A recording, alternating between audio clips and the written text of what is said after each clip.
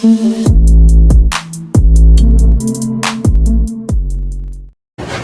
not concerned about the Tennessee dollar. I'm concerned about the rest of the world. That makes sense? Yes, our economy is strong as hell.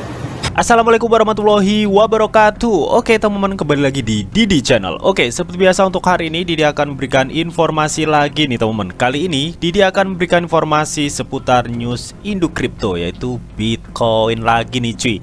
Nah, kira-kira ada sentimen dan news apa ya mengenai Bitcoin serta perkembangan cryptocurrency saat ini? Nanti bakal dibahas semua di video ini, jadi pastikan kalian tonton sampai habis. Oke, namun seperti biasa sebelum melanjutkan video ini, jangan lupa kalian tekan tombol subscribe dulu ya teman-teman, karena sekali subscribe itu gratis dan tentunya kalian akan mendapatkan update-update video terbaru dan info-info terbaru dari Didi Channel. So nggak usah kelamaan, langsung kita kepoin. Jadi nah oke teman-teman, di sini Didi sudah masuk di CoinMarketCap teman-teman. Jadi seperti biasa sebelum kita melanjutkan ke pembahasan ya mengenai sentimen dan news-news seputar cryptocurrency dan Bitcoin, kita cek and recheck dulu mengenai kondisi market saat ini. Oke, di mana saat ini terpantau ya Bitcoin itu mengalami pertumbuhan tipis 1,56% dalam kurun waktu 24 jam teman-teman. Dan saat ini Bitcoin berada di level 19.499 US dollar teman-teman ya. Dan mengenai untuk market last 7 day-nya ya untuk Bitcoin tuh saat ini hijau royo-royo teman-teman ya. Meskipun banyak sekali saat ini tuh sentimen yang cukup negatif ya mengenai ekonomi global serta market cryptocurrency saat ini teman-teman ya. Semoga aja ya Bitcoin tuh bisa tertahan di level 19.000 US dollar ini teman-teman ya. Jangan sampai turun lagi teman-teman. Karena kalau misalkan Bitcoin ini misalkan nih bisa turun bahkan di bawah 18.000 US dollar teman-teman ya, kemungkinan besar teman-teman ya itu akan menyebabkan dampak yang cukup negatif untuk market kripto teman ya, yang menyebabkan penurunan lebih lanjut teman. Oke, nah lalu ada sentimen dan news apa sih mengenai perkembangan cryptocurrency ini? Langsung kita kepoin. Jadi nah oke teman, di sini dikutip dari U-Today di mana katanya harga Bitcoin ya, analis senior Bloomberg ya tentang apa yang dapat mengisi bahan bakar BTC katanya teman-teman. Di sini Ganza Gazada menjelaskan ya, McMahon teman-teman ya, tentang apa yang dapat merevitalisasi emas dan emas 2.0 ya, yang dikenal saat ini itu sebagai Bitcoin cuy. Nah oke teman ya, di video Didi sebelumnya Didi itu sudah menjelaskan teman ya mengenai pandangan Robert Kiyosaki nih ya mengenai market global saat ini ya. Di video Didi sebelumnya juga Robert Kiyosaki menjelaskan ya bahwa Robert Kiyosaki itu saat ini menyarankan para investor nih ya untuk beralih berinvestasi ke emas, perak atau enggak Bitcoin teman ya, karena melihat kondisi market global yang saat ini tambah buruk aja teman ya. Dan sempat Robert Kiyosaki juga mengatakan ya bahwa pemicu perang dunia 3 nantinya adalah masalah energi cuy. Nah kali ini teman ya, analis senior Bloomberg Intelligence ya teman, yang bernama McMahon teman ya, berpendapat bahwa pendinginan harga minyak mentah katanya itu berpotensi untuk mengisi kuota harga emas dan apa yang diumumkan dianggap sebagai emas digital, yaitu Bitcoin teman. Jadi menurut analis senior Bloomberg atau McMahon ini teman ya, dia itu berpendapat ya pendinginan harga minyak mentah atau penurunan harga minyak mentah saat ini cuy, itu tuh kesempatan teman ya untuk para investor itu mengisi atau mengakumulasi emas 2.0 yang disebut Bitcoin saat ini cuy. Oke, dan di sini pada 15 jam lalu ya, McMahon itu men-tweet nih teman ya, katanya resiko deflasi aset pada tahun 2022 dan pengetatan Fed teman-teman ya, meskipun dunia condong ke arah resesi menandakan permainan akhir yang sulit dipahami katanya teman-teman. Dan menurut McMahon ya, penyembuhan harga yang lebih rendah mungkin diperlukan di komoditas ya untuk mengurangi pengekangan the Fed teman-teman ya, dan penurunan jumlah uang beredar. Mendinginkan crude oil teman-teman ya, atau minyak mentah teman, dapat mengisi bahan bakar Bitcoin dan gold atau emas teman-teman. Oke, jadi di sini jelas teman ya, McMahon tuh menyarankan ya penurunan harga minyak mentah saat ini teman adalah kesempatan para investor untuk mengisi bahan bakar yang berbentuk Bitcoin. Maksudnya di sini mengakumulasi kepemilikan Bitcoin teman ya.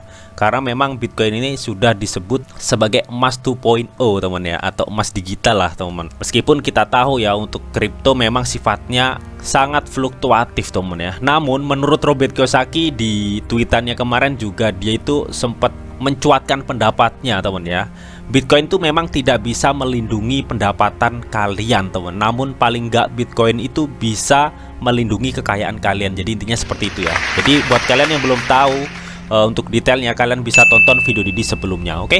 Nah, pada 14 Oktober, McMahon ini juga men-tweet nih, katanya lebih tinggi atau lebih rendah dari ekspektasi ya. Langkah inflasi AS mungkin menjadi kerugian bagi komoditas, teman. Oke, jadi memang teman ya, beberapa bulan terakhir ini AS tuh sering kali menaikkan suku bunganya, teman ya. Hal itu dilakukan untuk mengcover inflasi yang sangat besar di AS, teman ya. Nah, bisa dibilang teman ya, AS tuh terlalu fokus dengan inflasi, teman ya. Bahkan dia itu tidak memikirkan apa dampaknya ya ketika AS menaikkan suku bunganya lebih tinggi lagi, teman ya. Bahkan AS juga merencanakan ketika inflasi AS itu meningkat, AS itu akan menaikkan suku bunganya lagi, teman ya. Bahkan para pakar analis juga menjelaskan, teman ya, bahwa nantinya pertemuan ke depan ya, ketika inflasi naik, AS juga akan menaikkan suku bunganya lagi. Hal itu, teman ya, berdampak ke harga komoditas ya, seperti minyak mentah, Bitcoin, emas, perak, temen ya. Jadi harga komoditas itu sangat berdampak banget ya terhadap keputusan The Fed untuk menaikkan suku bunga tersebut, teman ya.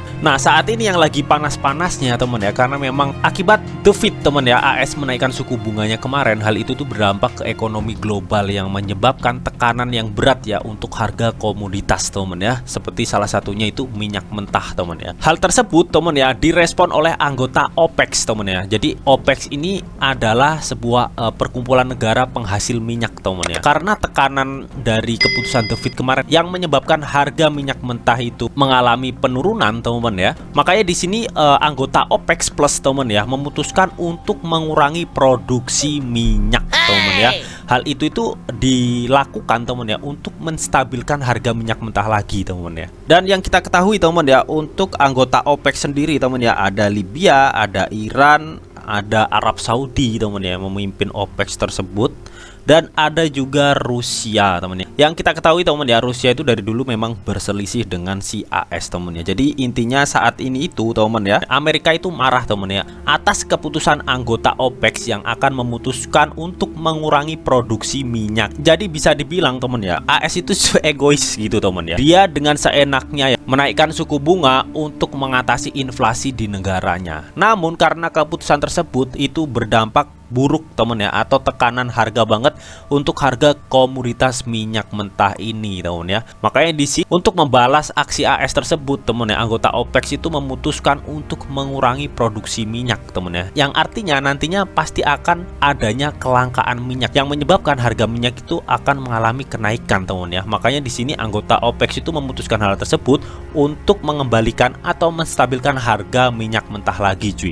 Nah, di sini Joe Biden tuh ngamuk, teman ya, karena keputusan tersebut ya, karena melihat negara AS saat ini tuh sedang gonjang-ganjing, teman ya, mengenai inflasi yang dihadapinya, teman ya. Makanya AS ini nggak setuju nih terhadap keputusan OPEC yang akan mengurangi produksi minyaknya, teman.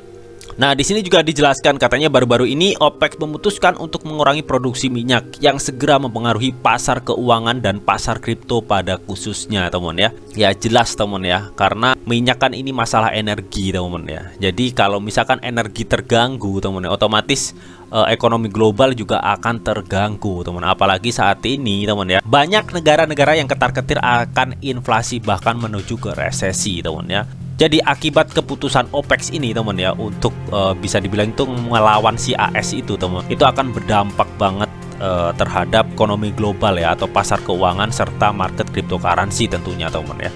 Karena pasar cryptocurrency itu adalah pasar market yang beresiko tinggi lah, teman ya. Tentunya sangat sensitif banget terhadap sentimen-sentimen seperti ini, teman. Jadi buat kalian yang ingin masuk di dunia cryptocurrency saat ini, tahan dulu cuy ya, tahan dulu cuy ya. Karena ekonomi saat ini tuh nggak baik-baik aja, cuy. Dan di sini, teman ya, McMahon itu menegaskan, katanya sekali lagi ya, bahwa pasar kripto Bitcoin khususnya, teman ya, terperosok dalam tikungan ekonomi AS dan akan sangat sulit jika bukan tidak mungkin untuk dilepaskan, teman ya. Yang artinya market cryptocurrency saat ini tuh terkena dampak banget ya akibat keputusan-keputusan AS, teman ya, yang menyebabkan harga Bitcoin itu sulit untuk mengalami bullish gitu, teman ya. Bahkan cenderung mengalami kemerosotan gitu, teman ya. Oke, ya mudah-mudahan sih Bitcoin bisa tertahan di area 19 ribuan, teman ya. Jangan sampai dia itu terjun ke bawah lagi ya, karena ketika Bitcoin itu terjun ke bawah lagi, teman ya, itu menurut Didi pribadi, teman ya, menyebabkan sentimen yang lebih buruk lagi ya terhadap market cryptocurrency, yang menyebabkan penurunan yang lebih lanjut gitu, teman ya. Melihat market saat ini tuh yang saling bersih tegang ya mengenai sumber daya energi ini, teman ya. Oke, jadi nggak salah teman ya, Robert Kiyosaki itu sempat bilang bahwa terjadinya Perang Dunia III itu nantinya dipicu oleh sumber daya energi ini, teman-teman. Oke, yang tapi mudah-mudahan sih Didi berharapnya nggak sampai ke situ, teman-teman ya. Ya Didi sih berharapnya nggak ada perang-perangan dan ekonomi kembali pulih, teman-teman ya. Oke, amin. Nah, untuk berikutnya dikutip dari bitcoin.com, di mana di sini ya mantan CEO Morgan Stanley ya, kripto bisa menjadi jalan besar transaksi moneter yang akan terjadi, teman ya. Ini adalah seorang John Max, teman ya, atau CEO Bank Investasi Global, teman ya, dari tahun 2005 sampai 2010, teman ya. Dan dia itu berpendapat katanya kripto itu bisa jadi jalan besar, teman ya, untuk transaksi moneter yang akan terjadi, teman. Wow ya. Oke, jadi CEO Morgan Stanley John Max ini atau seorang CEO Bank Investasi Global di tahun 2005 hingga 2010, teman ya. Pada hari Kamis, teman ya, dia itu melakukan wawancara dengan CNBC, teman ya. Nah, saat wawancara tersebut, teman ya, ada pertanyaan nih tentang apakah dia itu memiliki Bitcoin, teman ya. Dan dia itu mengkonfirmasi bahwa saya punya, ya katanya, teman. Jadi mantan CEO Morgan Stanley atau John Max ini, teman ya, dia itu mengkonfirmasi bahwa dia itu memiliki Bitcoin, teman ya. Nah, di sini teman ya, sebenarnya mantan dari eksekutif Morgan Stanley atau John Max ini, teman ya, dia itu sebenarnya itu masih bingung hingga saat ini, teman ya. Sulit bagi saya untuk memahami mengapa itu memiliki nilai ya mengenai kripto, teman. Jadi hingga saat ini, teman ya, dia itu sulit mempercayai ya bahwa kripto itu memiliki nilai. Namun nyatanya saat ini, teman ya, memang Bitcoin itu sudah dianggap sebagai emas 2.0, teman ya, atau emas digital, teman ya. Meskipun kita tahu kelemahannya itu karena harga yang sangat fluktuatif, teman. Namun paling enggak, meskipun harganya fluktuatif ya, teman ya, Bitcoin itu makin lama makin langka cuy ya, karena adanya halving 4 tahunan itu, teman. Nah, dan di sini teman ya, John Max itu mengatakan bahwa katanya 50 tahun dari sekarang ya, mungkin itu akan menjadi cara besar transaksi moneter terjadi ya, sangat mudah untuk kawat dan tidak perlu khawatir tentang menempatkan di bank, ada di komputer katanya, teman. Jadi menurut John Max ini, teman, atau mantan eksekutif Morgan Stanley, teman, yang 50 tahun dari sekarang itu kripto akan menjadi transaksi yang besar-besaran, teman ya. Oke, ini menurut John Max, teman ya, atau mantan CEO Morgan Stanley ya, dari tahun 2005 hingga tahun 2010 cuy. Oke. Nah, oke, yang terakhir, teman ya, di sini dikutip dari CNBC.com, di mana katanya Mastercard akan membantu bank menawarkan perdagangan cryptocurrency, teman ya. Jadi ini adalah salah satu bukti ya bahwa cryptocurrency itu sudah benar-benar real diadopsi global, teman. Dan bahkan sudah merasuk di transaksi internasional, dan bahkan sekelas Mastercard, Visa, PayPal juga sudah menggunakan cryptocurrency, teman. Jadi ini cukup good banget ya untuk jangka panjang ya mengenai cryptocurrency, teman-teman. Dan di sini jelaskan katanya Mastercard ingin membawa kripto ke masa dengan mempermudah bank untuk terlibat, katanya, teman ya. Oke, jadi kalau kemarin kan Visa sudah bekerja sama dengan FTX ya, yang memungkinkan, teman ya, di 40 negara lebih ya bisa menggunakan cryptocurrency melalui kerjasama Visa dan FTX tersebut, teman ya. Dan PayPal juga sudah menggunakan cryptocurrency juga, teman ya. Dan saat ini Mastercard juga mendukung transaksi cryptocurrency, teman. Nah, lalu bagaimana cara Mastercard itu mendukung cryptocurrency, teman ya? Di sini dijelaskan, teman ya, bahwa katanya, teman ya, Mastercard ini akan bertindak sebagai jembatan atau break antara Paxos. Paxos ini adalah platform perdagangan kripto yang selama ini sudah digunakan oleh PayPal, teman, untuk menawarkan layanan serupa, teman ya. Jadi intinya Paxos ini adalah sebuah platform perdagangan kripto yang sudah dipakai oleh PayPal untuk menawarkan transaksi atau menawarkan layanan cryptocurrency, teman ya. Yang nantinya karena kolaborasi ini, teman ya, Mastercard itu bisa menawarkan kepada nasabahnya ya untuk perdagangan cryptocurrency, teman ya, melalui Paxos ini, teman ya, atau platform perdagangan kripto, teman ya, yang selama ini sudah dipakai PayPal. Namun di sini, teman ya, katanya itu masih banyak konsumen dari Mastercard cukup skeptis ya program dukungan ya yang dilakukan oleh Mastercard ini terhadap cryptocurrency, teman ya. Karena mereka juga tahu nih bahwa cryptocurrency itu memiliki volatilitas yang cukup tinggi, teman. Jadi mereka itu intinya sedikit ketar-ketir gitu, teman ya. Nah, di sini, teman ya, Chief Digital Officer Mastercard ya, dia itu mengadakan jajak pendapat nih mengenai permintaan untuk aset tersebut atau aset cryptocurrency, teman ya. Nah, di jajak pendapatnya tersebut ya, 60% respon mengatakan mereka itu lebih suka menguji air melalui bank mereka yang ada, teman ya. Jadi bisa dibilang, teman ya, mereka itu sebenarnya cukup mendukung ya Mastercard itu di cryptocurrency, meskipun sebagian itu skeptis ya mengenai cryptocurrency, teman ya. Namun mereka itu lebih suka lagi ketika mereka itu dapat menguji air melalui bank mereka yang ada, yang artinya pihak Mastercard sendiri ya teman ya yang mengelola cryptocurrency itu sendiri ya, bukan dari pihak ketiga, teman ya. Seperti yang sudah dijelaskan di sini ya, bahwa Mastercard akan bertindak sebagai jembatan antara Paxos atau platform perdagangan kripto ini, teman ya. Jadi banyak konsumennya itu menginginkan ya pihak Mastercard sendiri yang mengelola cryptocurrency, bukan pihak Paxos ini, teman ya, atau platform perdagangan kripto yang sudah berkolaborasi dengan Mastercard ini ya. Jadi Mastercard ini menjadi jembatan, teman ya, menawarkan kepada nasabah yang ingin bertransaksi ke kripto menggunakan Paxos atau platform perdagangan kripto ya. Jadi ini yang nggak diinginkan oleh para nasabah Mastercard, teman-teman. Oke. Dan di sini katanya ada banyak konsumen di luar sana yang benar-benar tertarik dengan ini dan tertarik dengan kripto, tetapi akan merasa jauh lebih percaya diri jika layanan tersebut ditawarkan oleh lembaga keuangan mereka, teman ya. Oke. Jadi ini sesuai yang sudah dijelaskan tadi, teman.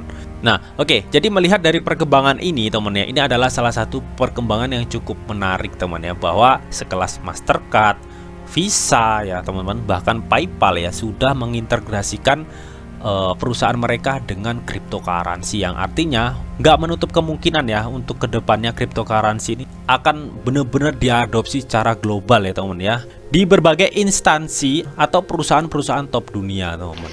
Oke, jadi itu tadi teman ya updatean sedikit mengenai sentimen-sentimen Bitcoin ya dan cryptocurrency. So, bagaimana nih menurut kalian mengenai hal ini? Apakah setelah masalah ini bisa diselesaikan, teman ya, harga cryptocurrency di 2023 akan kembali pulih? Kalian bisa tuliskan pendapat kalian di kolom komentar. Oke, namun tetap di sini tuh ada disclaimer on bahwa untuk trading dan investasi di dunia cryptocurrency itu sifatnya sangat berbahaya atau sangat-sangat beresiko tinggi, teman-teman. Jadi bijaklah kalian di dalam mengelola atau memanajemen keuangan kalian. Semua keputusan yang kalian ambil adalah tanggung jawab kalian masing-masing. Di sini Didi hanya memberikan informasi yang Didi tahu untuk kalian semua. Oke, mungkin itu aja yang bisa Didi sampaikan di video ini. Semoga bisa bermanfaat. Jika kalian suka video ini, jangan lupa kalian klik like, share, komen, dan di subscribe, teman-teman, karena sekali di subscribe itu gratis, dan tentunya kalian akan mendapatkan update-update video terbaru dan info-info terbaru dari Didi Channel. Oke, sampai jumpa.